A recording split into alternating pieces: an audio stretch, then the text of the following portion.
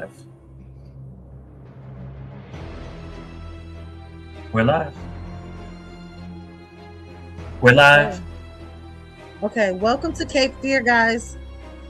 There are stories that frighten us because of what we see. Then there are stories that stay with us because they force us to question what we believe about justice, guilt, and the people we trust. Today, we're taking a deep dive into episode 1, Fingers and Toes, the premiere of Apple TV's Cape Fear. This new adaptation opens with one simple premise. After 17 years in prison, Max Cady is released, and the people responsible for putting him there suddenly find themselves living in his shadow once again. But this isn't just a remake of the classic thriller. From the very first episode, the series asks a more uncomfortable question. What happens when justice isn't as clear as we thought? Every conversation, every lingering glance, and every decision is wrapped in uncertainty. Is Max Cady simply seeking revenge, or is he exposing secrets that the Bowden family has spent years trying to bury? Throughout this episode, we'll explore the psychological games, the symbolism, the moral ambiguity, and the subtle clues hidden beneath the surface. We'll talk about why seemingly ordinary moments become terrifying, how fear spreads long before violence arrives, and why this version of Cape Fear may be less interested in monsters than in the compromises ordinary people make. So lock the doors, keep the lights on if you need to, and let's step into the darkness together. This episode, Cape Fear, and today we're unpacking episode 1. All right, guys. Are you guys ready for the first question? Let's go. All right. Before Max Cady enters the picture, what image of the Bowden family does episode 1 want us to believe? What cracks in that image are already visible, and why are they important to the story that follows? So the initial image kind of gives you this kind of well-to-do, polished family, kind of like your ideal suburbia type family. But then you kind of see something's a little off with the kids. And so it's like, what the hell's going on here? And then some of the camera angles, when they examine the wife, is a little off. The dad clearly has some type of substance abuse problem going on as well. So yeah, I'm serious. Jermaine is like, wait, what? Yeah, I didn't catch that. You didn't catch that? Okay. No. I guess I was engaged otherwise. You were entertaining. Yeah. Okay. But yeah. And so what do you think, Jermaine? So clearly I could tell that something was up with the son. Didn't quite know exactly. Mental health is a real thing. And so I did catch that. I caught that. I knew that the mom was questioning, because she was just like, man, like we have a perfect life. But it was kind of like she didn't want to trust it. I could tell that she didn't want to trust the life that they were living. And as the episode unwinds, I can see why. I can understand, why. But I don't know if we're there yet. Okay. I thought they were perfect in the beginning. I was like, they're so cute. I was like, they're just this cute little suburban family, little well-to-do lawyers, and instantly, like during the interviews, I started noticing something going on. Like, what's going on? And how quickly I can tell everything's not perfect. Mm-hmm. Let's go on to the next question.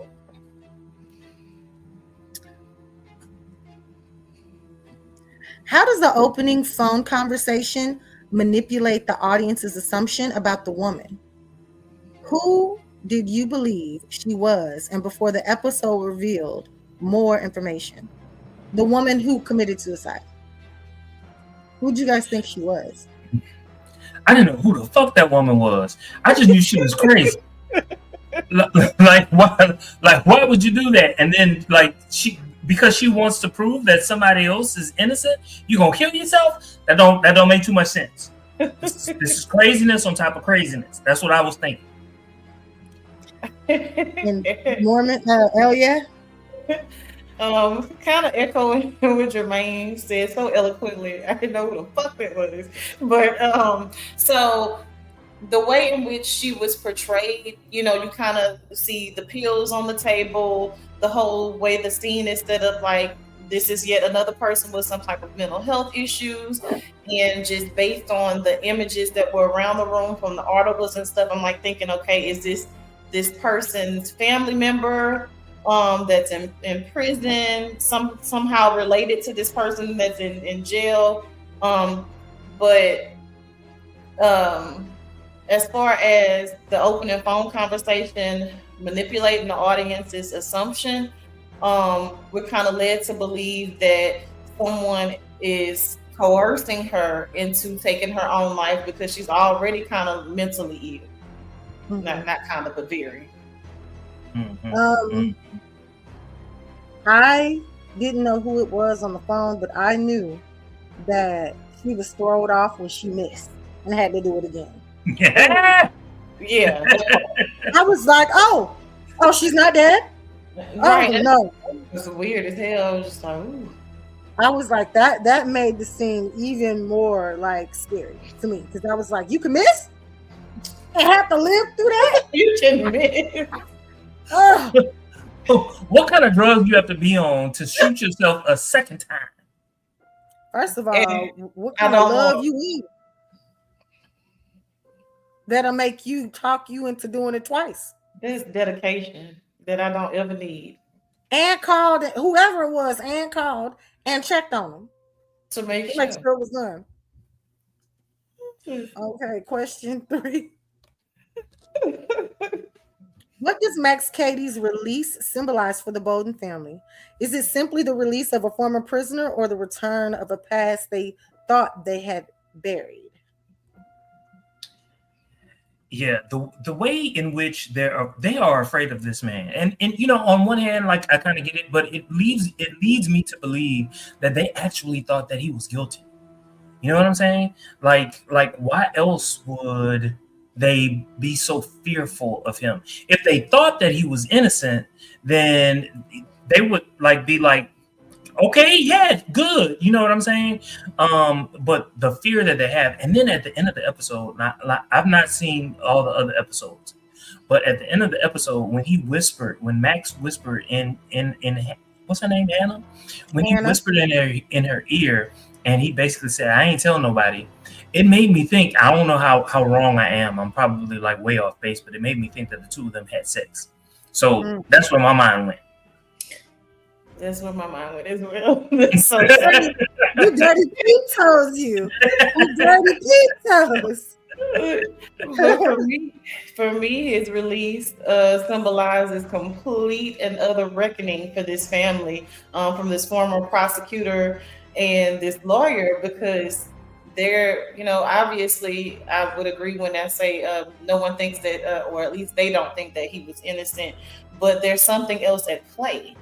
There's something else that we don't know about as viewers yet. And so I just think it's some sort of reckoning, because why else would you come to that fundraiser? Why are you showing up at my house? Why are you whispering? I didn't tell nobody. Is that little girl for you? Is this your daughter? Like, what's going on? I want to know. Fingers and toes. The name of the episode, bro. Trippy. Okay, next question. The discovery of the 4 skunks in one of the episodes, in episode 1, was an unsettling image. What do you think it represents, and how does it establish the psychological tone of Cape Fear before the real confrontation even begins? It represents their family. You caught that instantly? No, only because you asked the question. I didn't catch it. Even before What is that? I said so you instantly thought that when you saw her pulling him out, or did you think about it after Max Cady was released? Once you asked the question, to me, It was like, oh, okay. Oh This is yeah. what it, Um, I didn't think so about it until after. you said you didn't think about it until afterwards. I Yeah, caught after it he got instantly. released. I'm like, each one of the when I watched it, I was like, oh, this is a message. You still Got think the that? mama skunk, the daddy skunk, the child, and the two children. And so a skunk is a skunk. I'm snuffing you out. I'm sending you a message. Your shit stinks. And I'm about to let everybody know it. And I'm airing it out. It was a message. So it sets a very clear tone of impending doom for you and your family. Did you catch it from the beginning? I did. That's the way you felt? Okay. That is 100% the way I felt when I saw them skunk when that girl pulled them out that pool and laid them out. 1, 2, 3, 4. I say, Quattro? Quattro. Nah. Just so happens. A mama, daddy, and two children. look, Maybe a coincidence. I'm still stuck on the tiger or the lion or whatever it was. Fingers and toes. Like, how the fuck this shit? Like, okay, so I'll be honest. I didn't even see when she pulled the skunk out of the swimming pool. I just heard, she was talking about the skunks in the pool, and I was like, whoa, like what's going on here?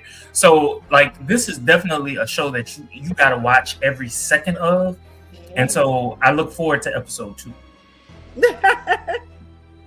Okay.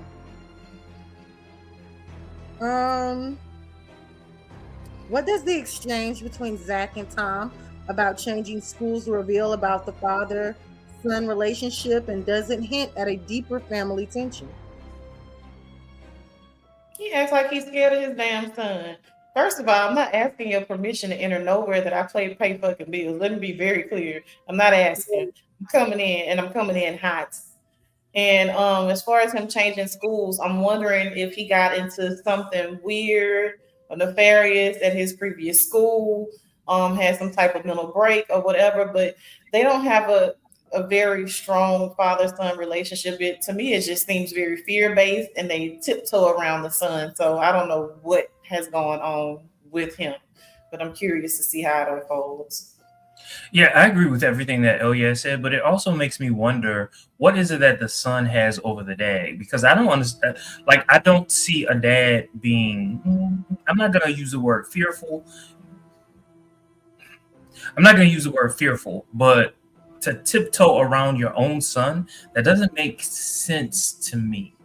Like I get that they're in the South or whatever, but I don't like, especially in the South. Boy, you gonna do what I say do. You in Savannah. You ain't in New York. You ain't on the West Coast for sure. Well, whenever I saw it, I was thrown off because I was like, wow, this family's not perfect at all. Yeah. Telling me that dream in the first 5 minutes. Took it away, snatched it real quick. Okay, next question, guys.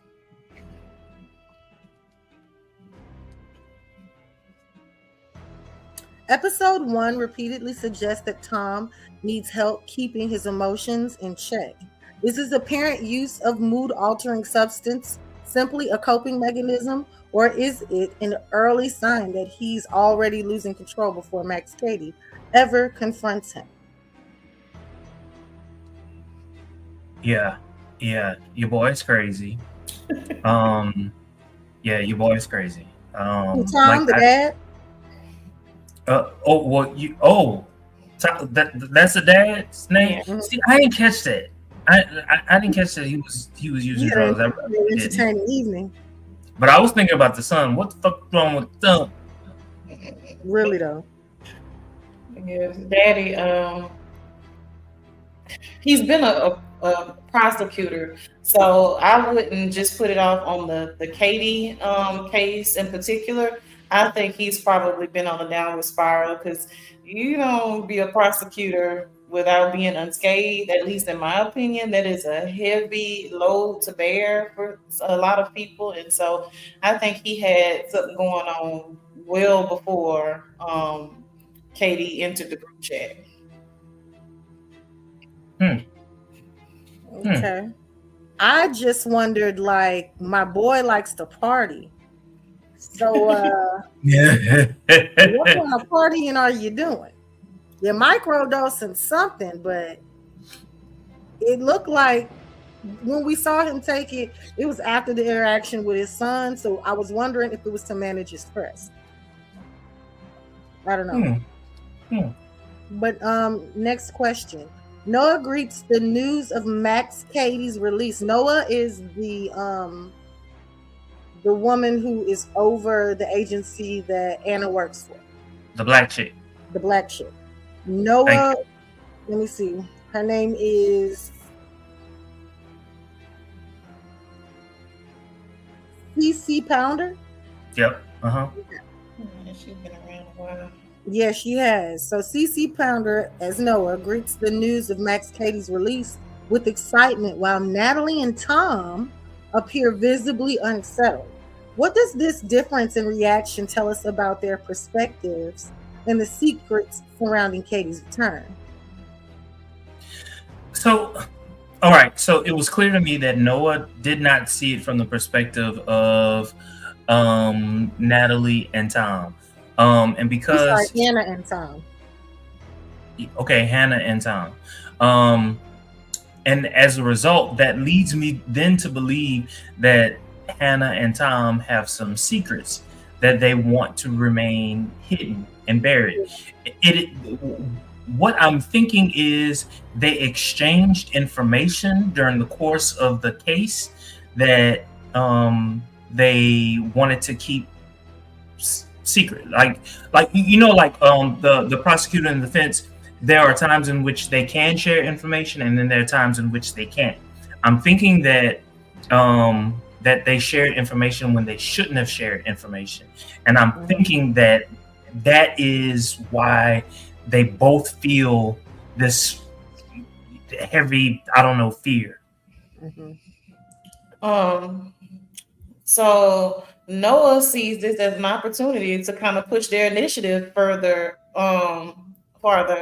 And so clearly she's unaware of whatever it is that's going on between the husband and wife.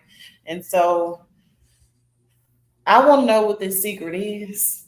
If I'm being honest, like, okay, sooner than later, because like, what is going on? But at the same time, this is a suspense thriller, so I'm just gonna have to get over that. But yeah, Noah's just looking to push the company forward. Like, okay, this is what we do. So I'm excited. Like, yeah, 17 years, and now you have your freedom. And then, oh my goodness, this is your company. Y'all can have a sit down, and oh girl, it's like, I ain't He's trying like, to Noah, keep him far, far away from me. That was when I first realized that the husband and wife, Anna and Tom, must have been in cahoots about something. I was like, yeah, I must have did something wrong. Like, probably not huge, but unethical for sure. Yep. Where's this baby daddy? Where is this baby daddy? Right. Episode 1 repeatedly features alarms going off in the Bowden household. Are these alarms warning the family of an external threat, exposing cracks within the family itself, or serving as a reminder that danger has already entered their lives?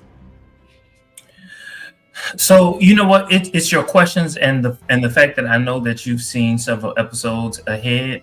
It made me think. Actually, at the end of the episode, it made me think the fact that what's his name, the Katie, I'm calling him Katie. Yeah, I'm thinking that Katie and the son are in cahoots in some kind of way, or he I don't know, he brainwashed the son, and the son went up to the door and tried to unlock it, and all of that. That's why the alarms went off. I don't know what the hell is going on, but right now my mind is spinning because I have, and then at the same time, like, there's always this figure that I see in the house or around the house, and like who the fuck is that? That can't be the Katie guy. That can't be the Katie guy. So it's making me think he just got out. because it makes me think two different things are going on at the same time, or maybe it's making them think that two different things are going on at the same time, but there's really one thing going on with maybe two different agendas. Mm-hmm. So just in my ELA brain, if something is repeated, that is definitely a message. Alarms, danger, warning. This cannot be good. And for all this money that y'all got, the alarm system can't just be faulty and broken. So it's there's foreshadowing there. And so yeah, I feel like the danger has already entered the minute that y'all did whatever illegal shit that y'all did. You did something. So it's already there. The secrets don't stay buried. And so they never do. I think they've been planning this shit from the jump. I really do. I think they got old girl to commit suicide. I think they making everybody go crazy and do some dumb shit. Why else would you cut your toe off? I don't understand these things. Or show up to get your toe cut off. I would have left. As soon as I hadn't been inebriated a time or two, I would have left. I ain't never just put the toes out there. You got the scissors out and double dog dared me to slice that little piggy off, I'd have had to go. Mm-hmm. Yeah, and I got a high threshold for pain, but ain't not one of my piglets coming off. And then to walk home like that, right? Mangled. Okay, the next question. The Bowdens begin losing control of their personal lives as Zach goes missing and Natalie is publicly targeted. And Natalie's the daughter. Is the episode showing a family being attacked from the outside or exposing the weaknesses that already exist within the family? I'm gonna say the weaknesses inside of the family are already being exposed, and there's this illusion of this perfect family and what is it? Oh, illusion of control is what I wanted to say, and so yeah, it's just being exposed. Exposing what's already there. Yeah. Clearly, people have been watching their families. Every now and then, people drop hints at different things that they've said inside the home or around them. And so it's like, yeah, people are watching you. And you don't even realize that people are watching you. And so, yeah, It's exposing the weaknesses that are already there.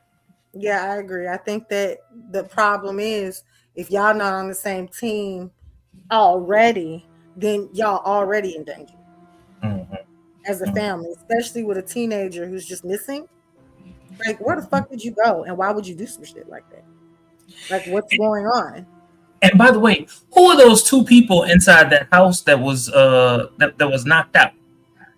Like, that was an original question. Like when not Natalie, when Hannah went to go look for, I think so. When Hannah went to go look for Zach, it was two people knocked out in the house or dead. I don't know.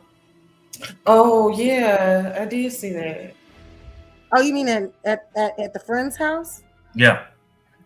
Oh, they probably were just, I don't know. I don't know who was knocked out at the friend's house. Yeah. Okay, next question. What does Max's appearance at Anna's firm's gala reveal about his understanding of power, influence, and public perception? First of all, he had a long time to sit down and think. And so his appearance, he couldn't come in hot because clearly there's a longer game at play. And so he came in very polished. He's been he needed to come off as a victim of the system. And so just very forgiving. So whatever his larger plan is, it's not going to set off any alarms. He just wants to seem like an ally to the public eye. and get that kind of sympathy or empathy vote from them. So, okay, the scene at the gala. There were two things that happened at the gala outside of his speech. All right, so I agree with Elyad. Everything that he said at the speech was designed to um, make everyone feel at ease with him. But there were two things that happened after that speech. I think a glass broke, and the cameras moved kind of fast, and I really couldn't see what the hell was happening. And he had a reaction. The flash made his brain have a reaction to the flash, so he ended up, popping the glass. Right, but later, what was happening? What happened was he took it off, as if to say that didn't hurt me. That, and then also at the gala, he fell down, and I kind of thought to myself, I wonder if they're being recorded, and it's gonna make it look like oh boy, the dad, what is it, Tom? Is gonna make it look like Tom pushed him or something like that. That's just where my brain went, but I don't know. They talked a little too long, so I don't know. Or either he purposely wants to come out vulnerable. That's what I was gonna say. I felt like he wanted to seem vulnerable and helpless. Mm-hmm. All right, next question. What message is episode 1 sending through the contrast between Max's public persona and his private intentions? Is the most dangerous part of Max his actions or his ability to make people trust him? Okay, so I'm gonna be honest. There's nothing. Okay, so if I were the Bowdens, there's nothing that he has done that would make me trust him. Absolutely nothing. In fact, quite the opposite. Okay. Now publicly, I think a lot of people will give him the benefit of the doubt. That's what I think is happening right about now. But I don't trust that motherfucker. You just happen to show up when a tiger, a lion, whatever it is in my backyard. When my son's toe has been your hands on a mountain lion, sir. And why the fuck? And why you not scared of him? He must have been back here before. Have you? You and him. Y'all both too comfortable back here. Irritated my spirit. I said, it's too much going on with the animals. Too much animals. Y'all, for real, it was a lot going on episode 1, wasn't it? The more I talk about it, the more the crazy it is, and I like it. But it's like, what's all this happening in episode 1? Like, there's more? Like, how'd you feel, Mormon?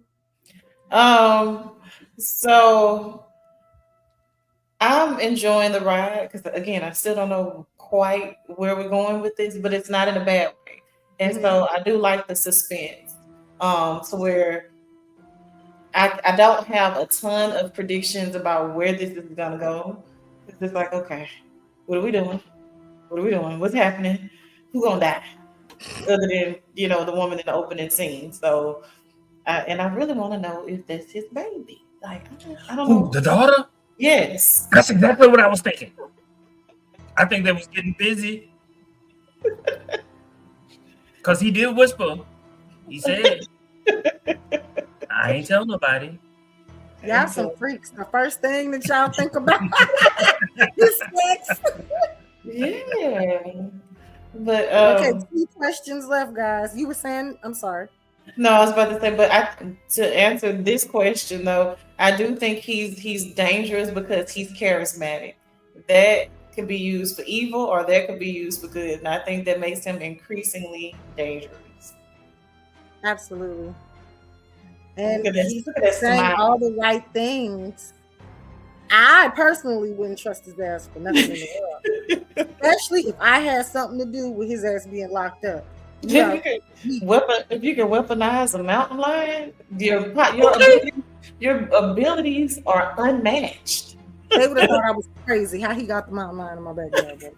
And who the fuck gonna handle some skunks? Who gonna handle some skunks? Do you know? Anytime a skunk is scared, they Because mind you, all the weird stuff started happening, and he had already been out for 2 days. When I found that out, my whole spidey senses would have been percolating all over the place. I would have said, "You're trying to kill me. You're trying to kill me." And I think Hannah is on that. She's on that path because as soon as she finds out, she's like, "What the fuck is happening?" I think she's already on that path, but for some reason, why is she more scared than the husband? Because men don't be scared. Because that's her baby daddy. He's stupid. He's stupid. Okay, 2 more questions, guys. This is the last 2. I'm gonna ask the first one, then we'll talk in the last one. The Bowden family is surrounded by warnings they cannot fully understand, the alarm that won't stop, the predator in the backyard, Max's unexpected arrival, and Zach's troubling behavior. What is the show suggesting about the difference between feeling safe and actually being safe? How are these escalating events changing the emotional atmosphere of the Bowden household? Them motherfuckers gonna crack. They gonna crack because they're not safe, and I think they're realizing they're not safe. They got mountain lions in their backyard. They got skunks infiltrating their house. They got the alarm going off. There's all kinds of shit happening. The sun is cut off. What'd you say? How do we know the skunk can't swim? They probably can swim, right? I would assume they can. I would assume any animal can. Listen here, black man. It was one mountain lion. Not mountain lion. Might as well have been several. Yes. I would have fell out right then and there. Yeah. You know what? You see a mountain lion in your backyard and it walks off, I'm running. I don't give a fuck about the sun in the front. I don't give a fuck. I'm running. Hopefully he needs the chest too and know where to go. I know where I'm going. He's too old for that.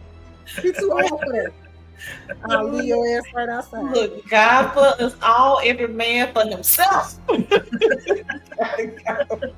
Yeah, I see a roach and I'm running. What you gonna do with a mountain lion? Oh my God. Yeah, they're screwed. They're 100% not safe. They have the illusion or disillusioned by all of this money and influence that they have, but there's nothing safe going on in the Bowden household. Nothing at all. Mm-mm. And I feel like the secrets are about to come in and snatch them. Yeah. And the final question, was a toe in the throat a little more than a cliffhanger? A toe in the throat? Did I miss something? What's that in the throat? Hmm? A toe in the throat? Okay, this must be episode 2.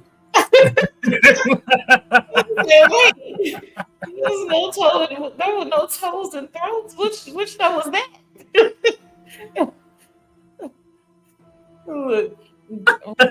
Erica, I don't know if you did this on purpose to serve as a cliffhanger, but did you see that toe? That you saw the bone? Yeah, that thing was gone. I also looked at the big toe. That toe gone?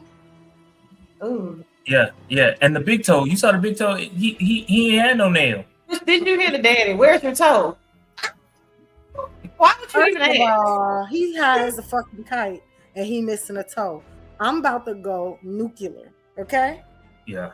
You come home on some type of substance, missing a fucking toe. I'm acting crazy. You don't even feel it. I'm acting crazy after this. You think you crazy? Oh, I'm acting crazy after this. Mm-hmm. I'm trying to understand why they ain't slap his ass to begin with. He ain't gonna feel He taking twice, thrice what his daddy taking. Okay, drinking milk.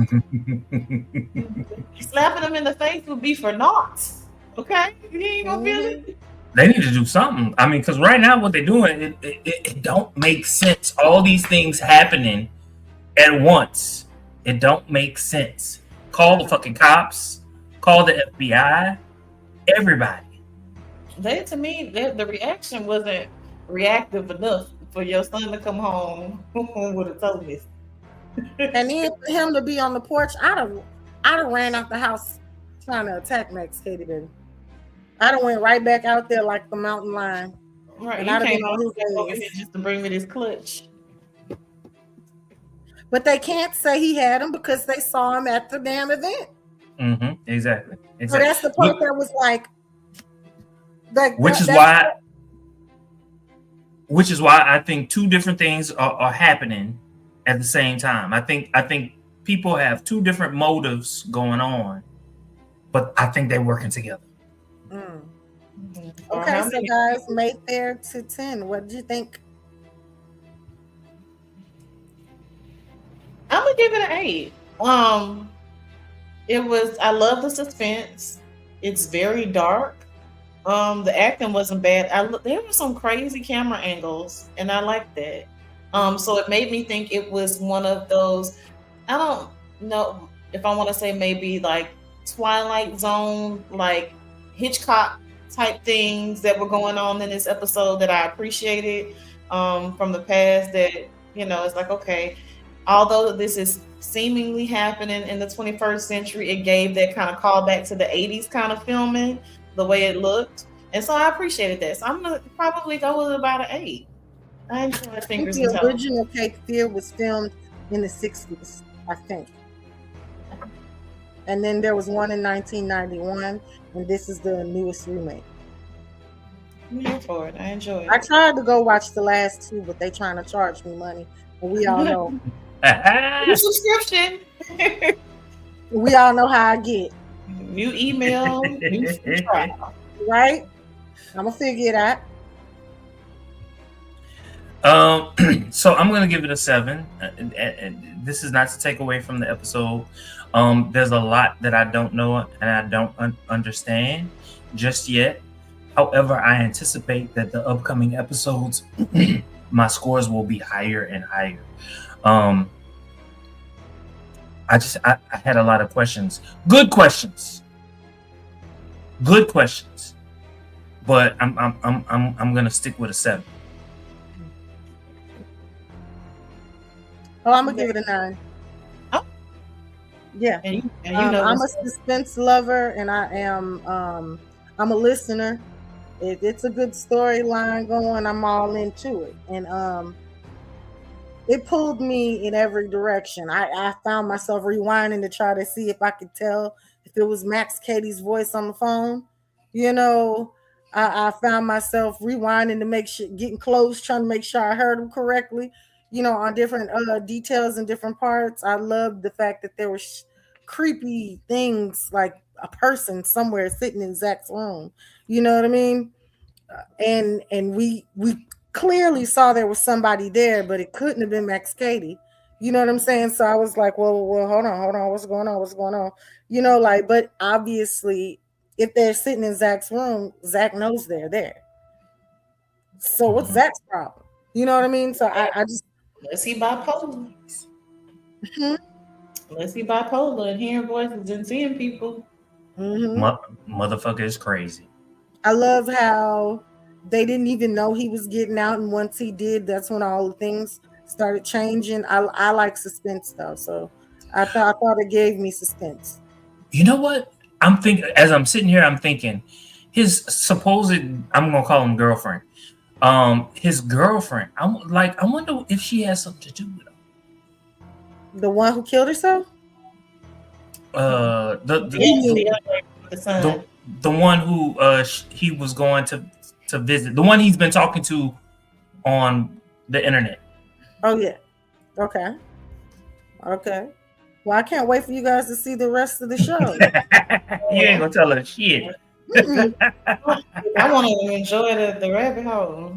It, it keeps sucking you in. It keeps sucking you in. The whole time you like, well, Leave it what? alone. Don't leave it alone. Yeah, you like, well, what the hell? And when it start going down, you're gonna be like, I'll be down. When it starts So I going down. don't know. I just love the. I don't think that every episode is probably gonna get a 9 from me, but it grabbed my attention and it kept me invested to watch future episodes. I had caught up. I think it had 4 episodes when I first started watching it. Watched them all in the same day. I was like, oh no, I got to know what's going on. So the last episode comes on Friday too, so it's gonna be good. Oh. Yeah, I might kind of catch up. I might catch up. I ain't gonna lie. It surprised me. It surprised me in a good way. Yeah, I'm invested. Well, that will be all for us today, then, guys. All right. Until next time, don't forget to like, comment, subscribe, and share on all your social media. See y'all. We've got questions and we know you have answers, so make love to our senses in the comments. Drop them down below.